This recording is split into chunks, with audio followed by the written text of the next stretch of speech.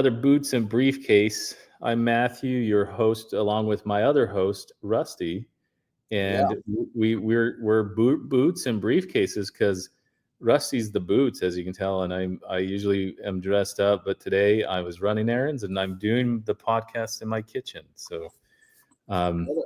in the not in my podcast studio. So we're gonna do it either way. Um, but Rusty, how's things going as they're getting used to this boots and briefs? Um, what's going on in the world? I always just like to shoot the breeze and then we get into our main topic. Anything you see out there, world of business, or just, I mean, dang, business as far as the country, but anything else sticking out? Yeah, I mean it's a shaking right now, right? Everybody's nervous. Things are I mean the border wars, the all the things that are going on and my takeaway still is this. My wife, we were on the phone with our son last night and he's trying to make some career decisions and stuff and he's like, "Well, the comment always comes up, maybe when things get better." And I'm like, "They had these conversations 100 years ago. Yeah. They had 200 years ago. When things get better, like we're in charge of making our personal lives better first. We can't change the world usually. I'm not going to have anything to do with what happens at the border. I'm going to pay for it probably. I'm going to be affected by it somehow. So are you, and so is everybody listening to this. But you cannot grow and you cannot move the needle unless you have an optimistic outlook in life. And that would be my takeaway. You know what I Well, mean? and I'm just doing it for fun because we always like to do stuff like this. So I'm asking Chat GP because we know we love it, right? And so I said, has anything ever happened? What is happening in politics today? And like you just said, Rusty, it's yeah. And Civil War 1860. They talk about tariffs on this one. They talk. I mean, all this stuff that we see is not like it's new. Yeah. But it's just everybody's surprised and they're always wanting to point fingers. So I know a lot of times we're getting asked as boots and briefcases because we do we're system specialists, or as we want to say, it's our better way of saying consulting. But we found that that's all we do is we go in and put systems in businesses, right? Yeah. Yeah. We want you to have a system so that when we leave, you Yeah. still operate and run better. So let's just have fun for a minute before we jump into our. I just Absolutely. want to. So systems. That's the problem we're seeing in state and government in those kind of things. They have no systems. They claim they do, but what speak to that? Like if we ran, I look at my state and it's a mess. There is no systems. It's a good old boy system. And the boots area, what does it mean when we say good old boy? You know exactly what that means. Yeah, for sure. For What's that sure. mean in that culture? And I think there's systems, people have systems, but it doesn't mean it's giving you the outcome you want, right? No. And maybe it is. Maybe they are getting the outcome they want. We just may not like it on the outside. But I can tell you, for the business standpoint, I I want to know what my business is doing. I don't really care what everybody else's business is doing. I don't want to stay focused and get so caught up in that I lose track of me and my business. And I think that's what happens a lot. And I think that's what you're also talking about too, is like as a whole, it seems like it's a mess.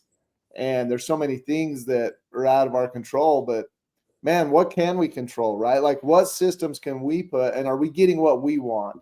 And if you're getting exactly what you want out of your business, this isn't for you. But most of us aren't. So this probably is for you. Yeah, Right? and Like yeah. that's the thing. And I like to have fun with this because everything is a system. It doesn't matter if you're in, and putting politics aside, it's just look at it, money in, money out. You have to have a system, and then you have to track that. But what's happened with businesses that run kind of like we always joke, like the government, where they just say, ah, we'll just go print more money. We don't really want to manage it, so we'll just print more money.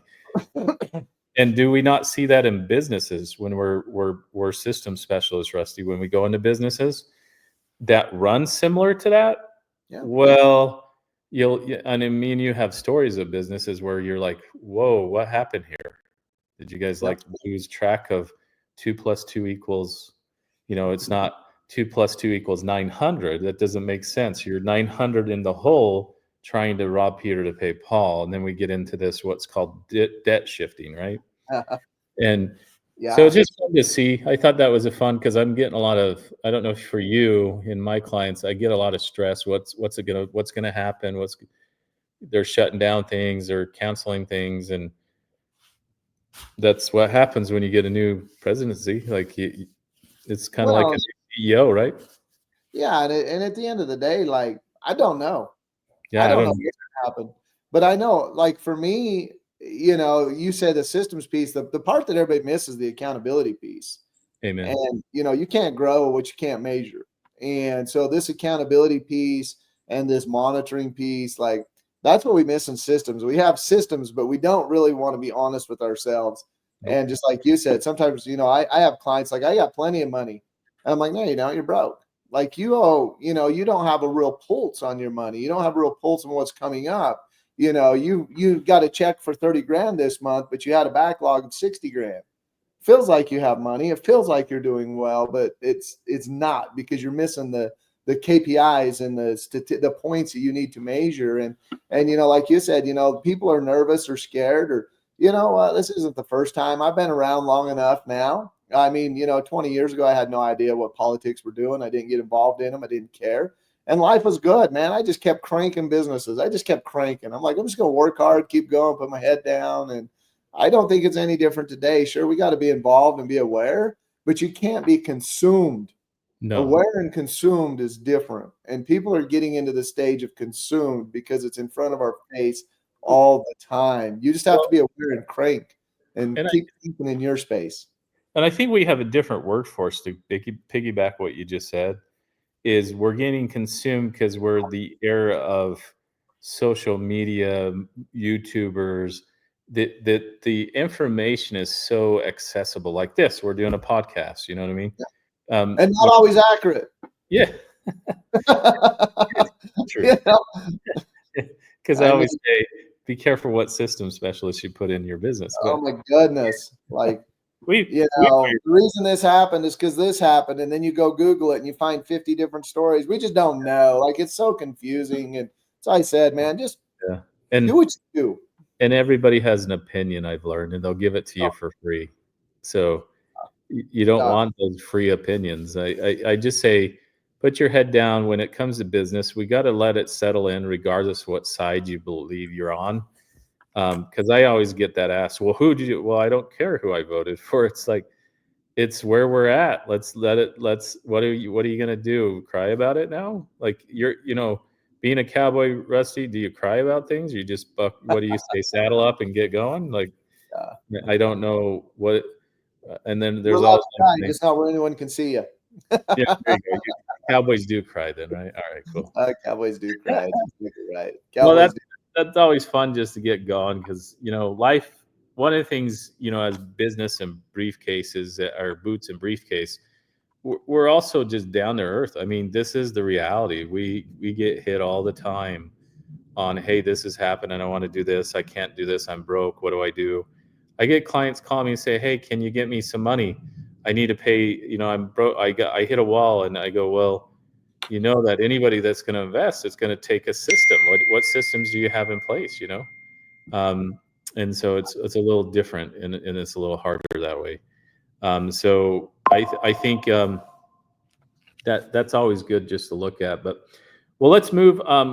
Top of the hour here. We're gonna jump in. We got some good things for you. We wanted to introduce the topic today. I have it down here on the bottom. It kind of introduces business, how we play the game, and I'm gonna turn it over to the Boots, Mr. System Implementer.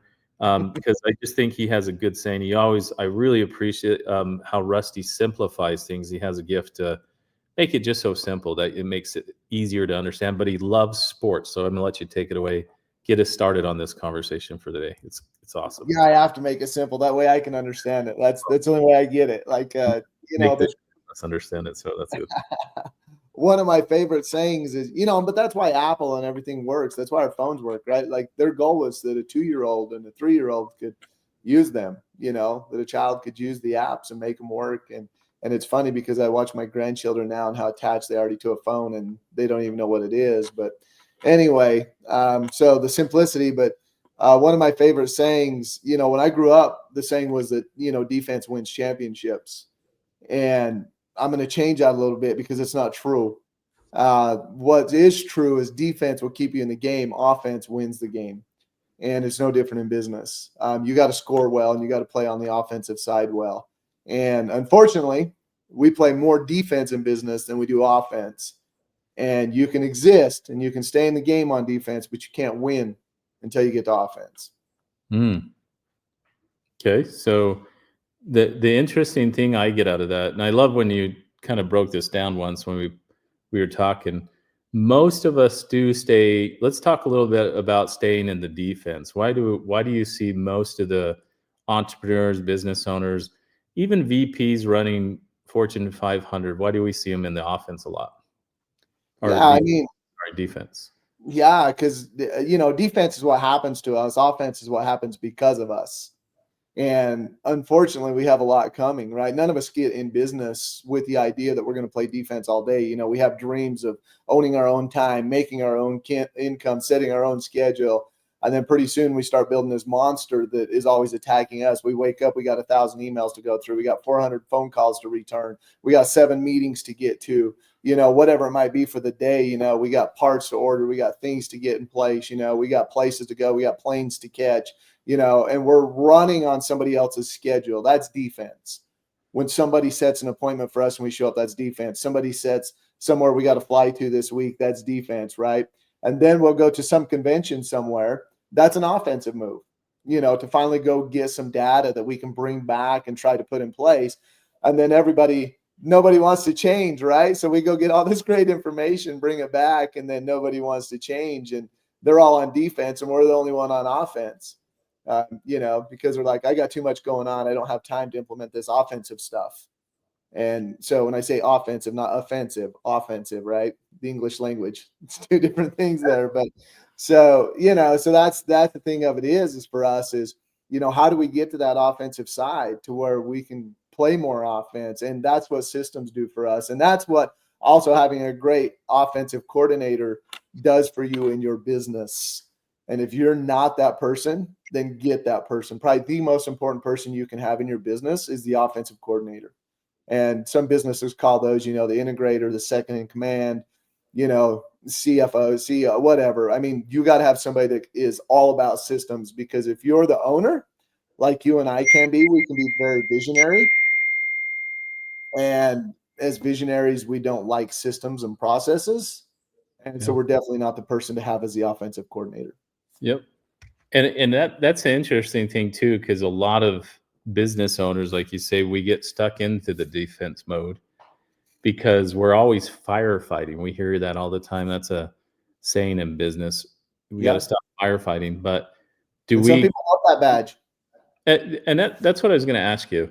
Being in the defensive mode, a lot of times people, what I've found when I went in as a system specialist into their businesses, started implementing their systems, I had to like sit and do group therapy with them. Like, I think you really enjoy the firefighting. People do. You like got your sympathetic nervous system to enjoy being stressed, and like, because then when you try to organize them and put systems in place and run the right meetings, that doesn't work. And I'm like, okay, I can't help you then, because I'm trying to give you clarity so that you can go to offense and not defense. And that's really where the systems come in. It switches that, going from defense to offense. And man, Rusty, speak to people listening. What is the ROI on that? Like, it's funny that sometimes they are so scared to write the check to us, but then when they finally do, they're like, man, this is the best money I ever spent. Like, can you speak to that? I've noticed that sometimes when I went in with clients. Yeah. So, I mean, let's go back to, playing sports. I mean, you played soccer. I played basketball. Basketball was my thing. I coached basketball for a long time. And, if I could increase the shooting percentage on one of my players by 10%, what does that equate to over the year? If we go from 30% to 40% shooting average on a player, because I have a better offense that gives them a better shot, right? Like you got to think of it that way. In soccer, like if we go from scoring 1 goal to 2 goals, we've increased by 100% in soccer, and 2 goals is going to win you most soccer games, right? Like, I mean, that's impressive. And so it doesn't seem like it's a lot until you break it down. It goes back to the whole monitoring and tracking thing. Like 10%, you move the needle 10%, somebody that's averaging 20 points a game and, they increase their shooting percentage, they could be in 25, 28 points a game. And if you can do that across the board to your team, say for instance, everybody does that and 6 players hit the floor for me or 7, and they all increase their average by 3 points, that's 20 points a game. And so it doesn't sound like much as the individual, but when we compound this across the system, across the organization, if we get everybody 10% better because we're focused, you're talking revenues of 20 and 30. And I mean, I can give you an example of, taking companies from 7 figures to 8 figures, that I've watched do this. And everybody wants to measure in revenue, but it's all not about revenue. It's about team health. It's about culture. It's about, people feeling comfortable. It's about people pushing the needle as far as they can and being engaged and being locked in because now they have a clear vision. And that's what it's all about. I mean, and at the end of the day, that's going to turn into profits. Okay. And, when we talk about that we do 80% of the same tasks over and over and over in any organization, we're just increasing that. We're making that better. We're making that funner. We're making that enjoyable. We're making it so people want to show up and come to work and be engaged, rather than having to drink 8 rock stars in the morning to even get going. I mean, right? 8 rock stars. I was going to say, dang. Yeah. Well, believe me, in the blue collar space, that's not unusual. The other one, it's doing the dip and getting going. Yeah, like, whatever. So each is their own, right? But I love what you're saying because I mean, there's not much I can add there. But if they're listening, where are you at? I hope if you're listening as a business owner, and that's why we decided to do this podcast because we're just kind of sharing what we're seeing in the workspace because it's like just having these conversations. And I know me and Rusty, when we talked about this, like doing this podcast, remember Rusty, it's like, well, there's a million of them. Well, he came up with the boots and briefcase. I said, I like that because it's coming in and we're not just consultants because I get that word all the time. I use it, but at the end of the day, we're helping you keep your systems. Like I have a client now that I did all the systems, but they didn't keep the systems, but they still have me come in and fix them. I'm like, hey, I can keep fixing you. I'm going to keep billing you. But it's a waste of, I want, because I'm not in it to do that. I want to see success. I eventually want to not have to maybe come once a year and do like their strategic planning and be so excited to see their wins. Yeah. That's success for me as a client. Is that for you too, Rusty? Like where we can get them to where they need to be. And then we just come visit once a year and do their annual planning for them, every 2 years or 1 year. Yeah. And it's like I tell clients all the time, like, I'm not going to stay forever, but the system will. That's the point. And that's what we want, right? Like we want the system to stay forever and we want it to function at its best capacity. And, and I know that, systems kind of fade in time and you got to hit reset and stuff like that. And, different people can bring different dynamics to the table. And that's why we decided to do what we're doing here is the different dynamics of, what is it like, my personality, and some people are going to fall in love with me and like that. And some people aren't, and that's cool. That's good too. And some people are going to love you, Matt, and fall in love with your personality and who you are. And some aren't, and that's okay too.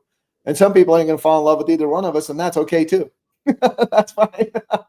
We're good with that. It's all right. We're okay with that as well. Yeah. So I mean, but we want them to have a system. We want to leave them something that they're not leaning on us. The best thing you can do as a coach, one of my favorite sayings as a coach, when I helped other coaches, are like, there's two of my favorite sayings is people would say, what is the best offense or defense? And that's what we're talking about here, right? Is what's our best offense or our best defense to run? And my answer to that always is the best offense or defense to run is the one your people believe in. I like that saying. So what happens is we'll throw something out there, like we'll throw an offense or a defense. We'll throw something out there and people don't believe in it right away. So we go change it and we give up on it rather than getting the belief in it, getting the support behind it, getting people to trust it, like it, push it. We're too easy to switch is what I'm saying as coaches. And so So getting that trust, building that relationship. So when the next person comes in, I had a coach that coached at a 4-year college and a 2-year college, and I asked him what the biggest difference was. And this was interesting to me, and I think this is business. The 4-year college, he said the great thing is when the freshmen come in, I didn't have to do anything. He says my seniors did. My seniors told them when they had to be in. My seniors told them when they had to show up to practice. My seniors told them what was allowed, what wasn't allowed. I didn't have to set the law. He says my seniors did that for me. My leadership team did that. Basically, is what he's saying is. So as an owner of this organization, basically saying my leadership team did this because he had a system in place and they knew it. They bought into it. They were engaged in it. They believed in it. And so when new people come in, he didn't have to go and train everybody, right? How nice would that be as a business owner, right? And then I said, what's the difference between a 2-year system or a 2-year program? And he says, the problem is, he says, kids don't stay long enough for me to get the system in place. He says, so I have to be the system every year. I have to do the onboarding. I have to do the resetting. I have to do the training. I have to be everybody's sheriff. I have to be everybody's mom and dad, type of thing. And I thought, man, that's business 101 right there, right? Like what we're trying to get to as business owners is the system takes care of our people as they come and go and helps them be focused on what it is that we're after. So that's one And, of my takeaways. and I love what you're doing. I'm going to piggyback off this because I love the system and using the analogy of sports. We all know Vince Lombardi, right? So Sure. Vince Lombardi, what made him successful is kind of what you're saying. What the seniors were the leadership, right? Vince Lombardi was one of the greatest football coaches of all of his time. His biggest thing was discipline and accountability. He inspired the players to really understand ethics and discipline, right? And that was one of his things is he built, like you're saying, is leadership. And it was really a no nonsense approach. I think you really appreciate that kind of approach, right, Rusty? That no nonsense approach. Yeah. It's Pretty it's straightforward. it's not about turning when he turned the Packers into like champions. I think a lot of times, and I love this because I used to read a lot on his coaching style. It was all about leadership, making sure that they understood to move them forward. The players he would help them see their potential, but he wasn't like, "Hey, Rusty, I'm going to go easy on you." Like he knew he had to hold you accountable because you got to know your potential, right? Yeah. And For so I sure. think a lot of times what I'm seeing with the new workforce and when it comes to making sure that there's systems and stop playing defense, like I had one literally tell me, one of my clients say, "Hey, a schedule is a suggestion. Nobody shows up." So now they're playing defense all the time because they're hiring constantly. So their cost of ROI is getting ate up by hiring costs because Yeah. they get people to come in and there's no more like there's no more because we're talking about boots and briefcases, values versus morals. So if I say to Rusty, he hires me, and I say, "Hey, Rusty, I'm going to show up for my shift 9 o'clock." Well, if I've been taught like what we're talking about, like these coaches, these people that instilled leadership with me, and I think me and Rusty, I think both of us had good coaches growing up, because I would never not show for my shift. Like personally, as an individual, how I live right now, if I get hired by somebody, I'm going to show up at 9 o'clock if that's my shift. But in today's world, what I'm seeing a lot of them going back to these systems and what we're talking about, and how you said the seniors taught the freshmen, right? Hmm.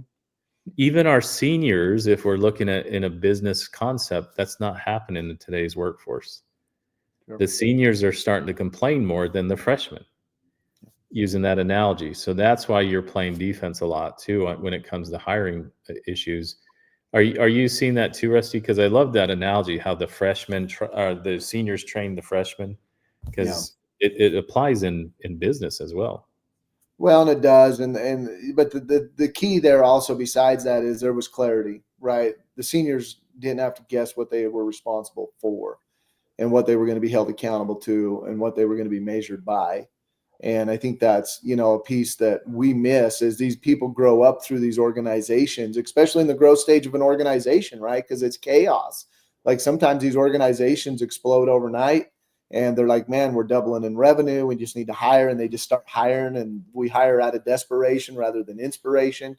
And so we're just trying to fill seats. And this goes back to the piece of the system of the right people in the right seats. But what happens is, we're just filling seats rather than filling them morally, filling them to our core values of the organization, understanding what it is that they're supposed to be obsessing on. Like, people don't get that. They don't know. And so at the end of the day, chaos creates chaos. and so when they just don't understand and don't know what's going on, then they don't know how to pass that down. And it's no fault sometimes of the owners or of the organization. Sometimes just organizations grow faster than we can put the systems and processes in place. Remember, what I talked about is when you leave validation stage, you get into growth stage, which is you're going to have people and process problems. And sometimes when you get there so fast, you're trying to catch up on the people and the process problems. So now we're really playing a lot of defense. We don't have much offensive strategy in place. We don't even have an offensive coordinator in place.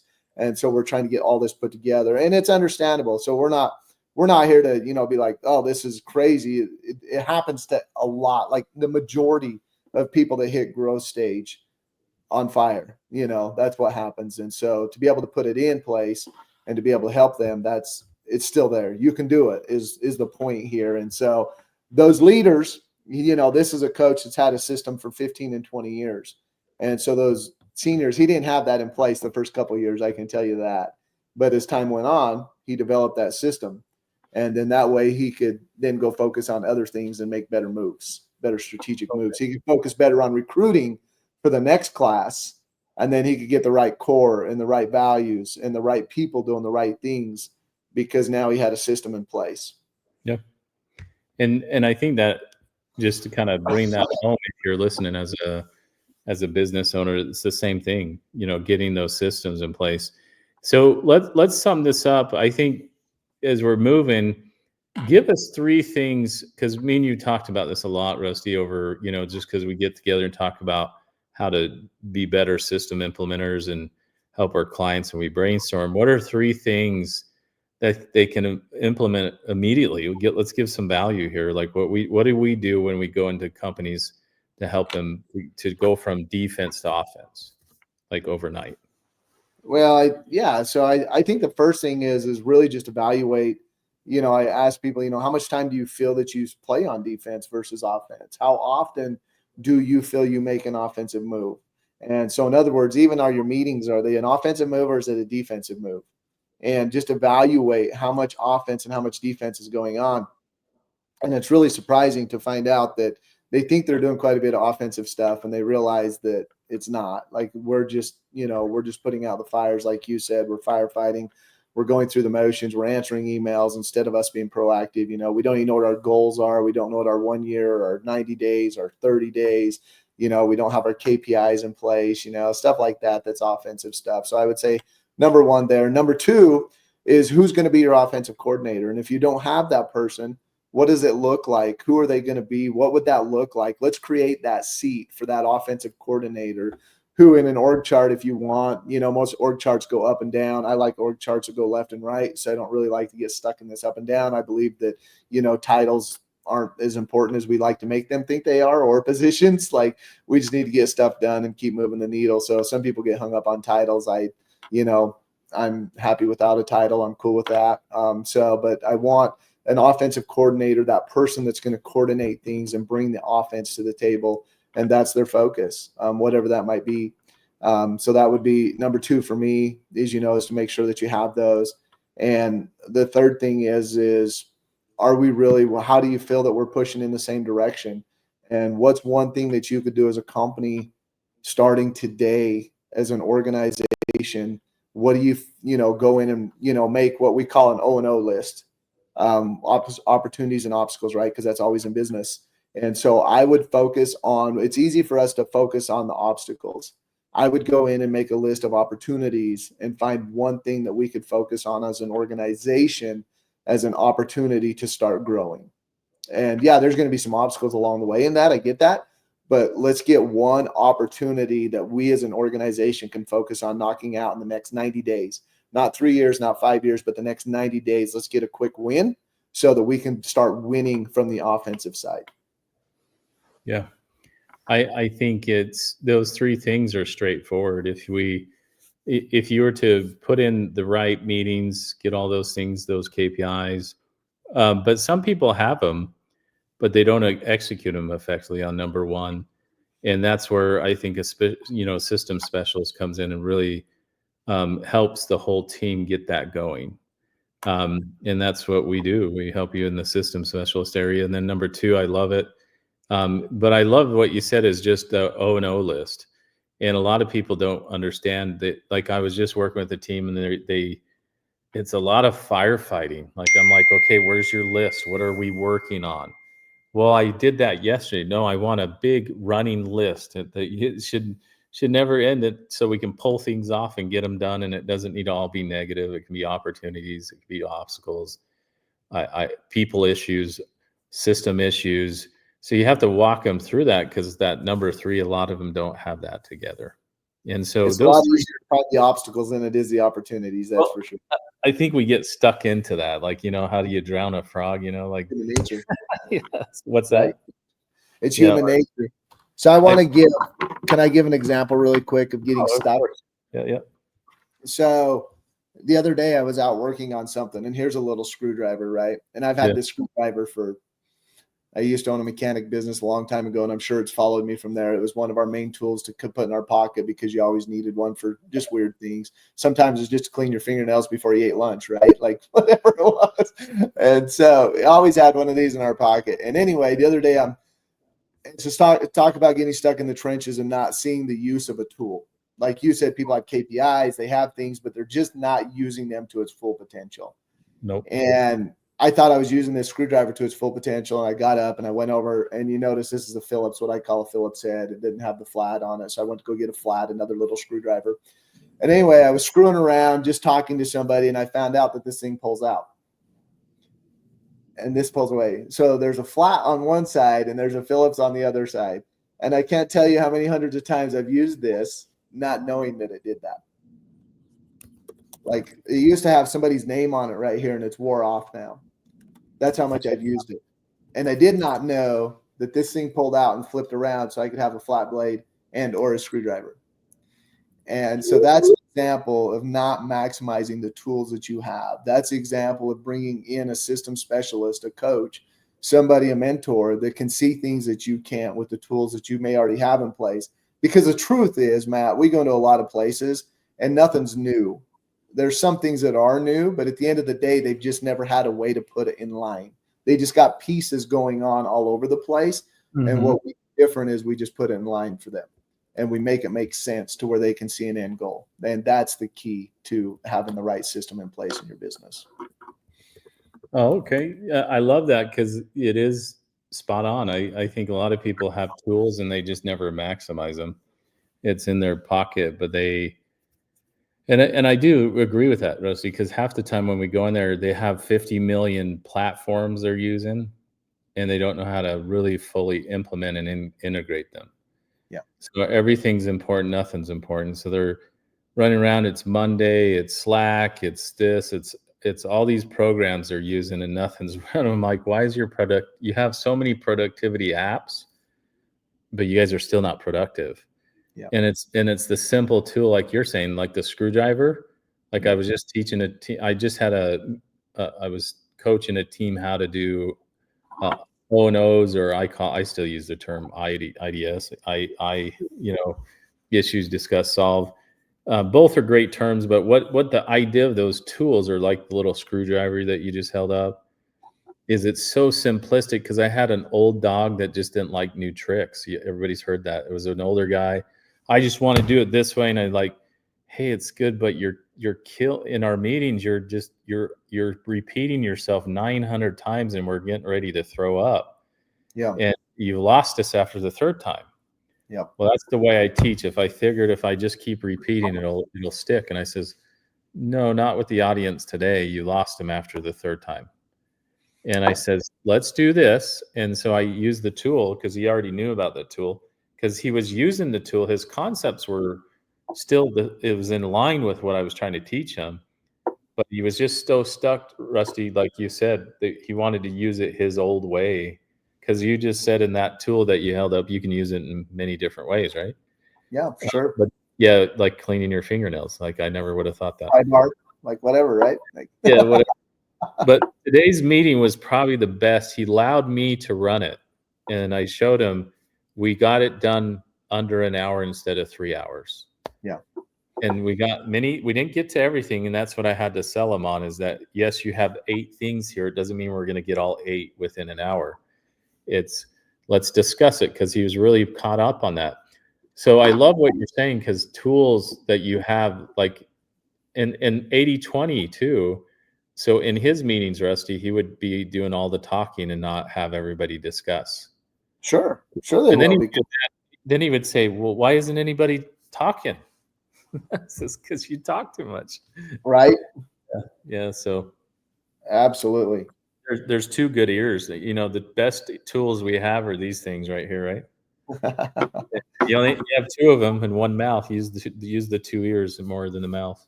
They say you're supposed to listen twice as much as you talk. I thought I had to talk twice as much to make up for the shortage of Yeah, one. I agree. All right. Well, anything else? I think let's give them one big take home today. I think those 3. Let's repeat those 3. I think those are spot on. The first one was, number 1 was what? Make sure you. So go ahead. Yeah. No, I just want to make sure I'm going to list them as you're talking. Yeah. So I don't know. I'd have to go back through them again too. So the first one is obviously, I don't know. Let's go back through them. I skipped a blank right here. So I remember No, some. it's getting organized. It's the first one is always just know what your systems are. Get in there and know, like, your meetings, what your pulse and your KPIs, all that stuff. Yeah. So understanding, what it is that you want to measure, first and foremost, and what you're after there, and the systems you have, and find out what you like and what needs improvements, like being honest evaluation of where you are, because you have some of this stuff already in place for sure. So Right. basically, just understanding what needs help. Like, where are we lacking? Number 1, right? Yep. Yep. Number Number 2 two, is, oh yeah, no. O&O list. Yeah, find out where your obstacles are. I mean, that's obviously the easy one, but what's our opportunities? What are we missing out on? What could we really start implementing?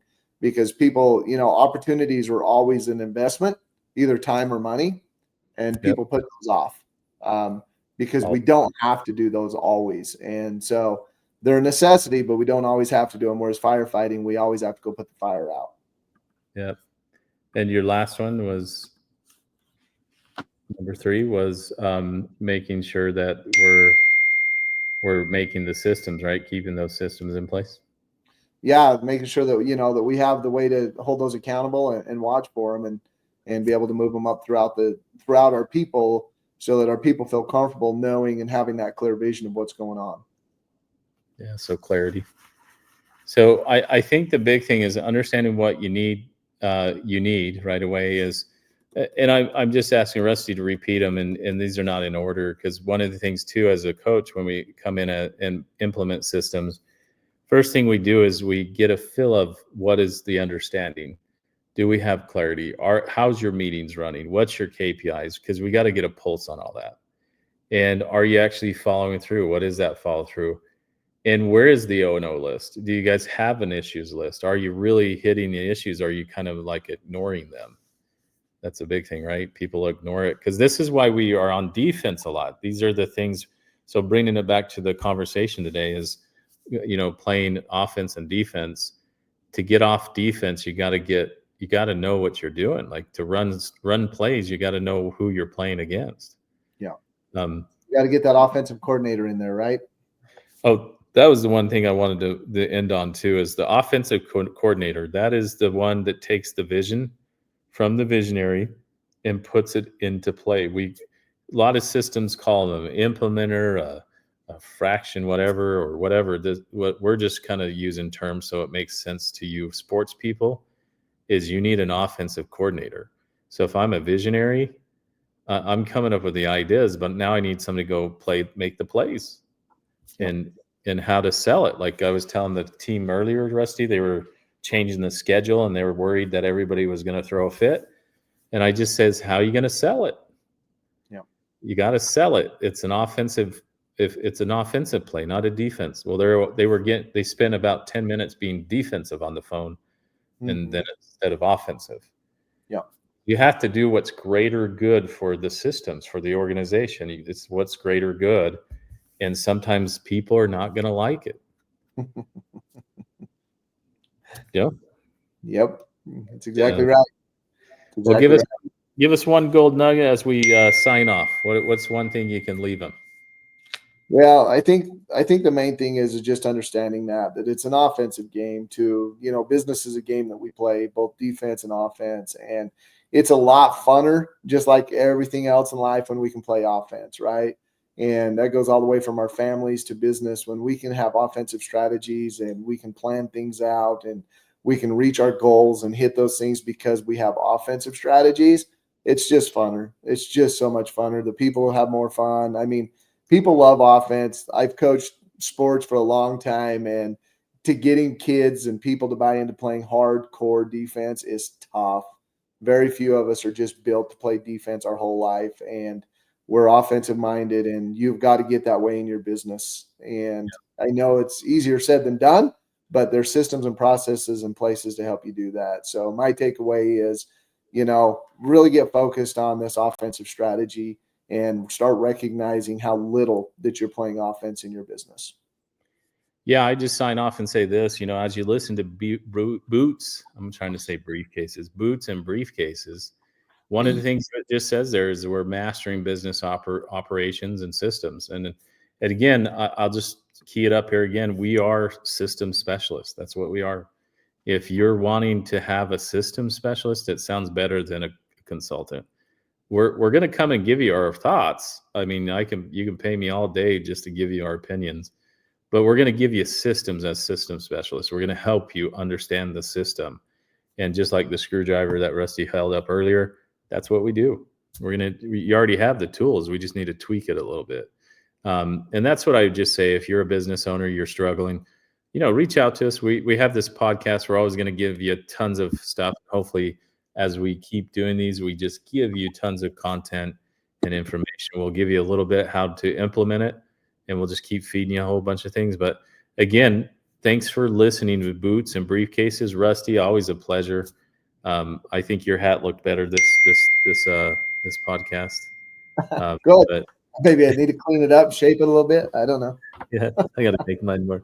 But until next time, visit us at YouTube. You can visit our YouTube channel. It'll be in the show notes. Also, you can join our Facebook, and we can go from there. Till next time, I'm Mathew, along with Rusty. This is Boots in Briefcases. Take care.